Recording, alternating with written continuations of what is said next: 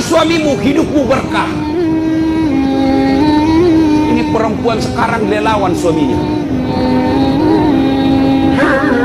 Biar hitam jidatmu gara-gara sholat.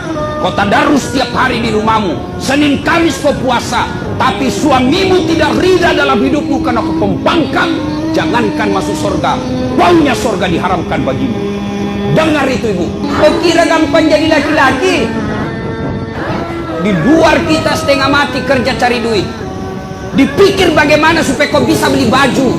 Dia pikirkan itu suamimu supaya kau punya kamar dikasih AC. Dia pikir itu suamimu bagaimana kau dibelikan emas. Kau pulang kampung dihargai kau saudaramu. Meskipun suamimu sembunyi-sembunyi cari nafkah. Dia rela itu jadi pembantu di kebun. Dia rela jadi sopir supaya apa? Supaya istrinya berharga di rumahnya. Maka hargai penghasilan suamimu berapapun itu jumlahnya.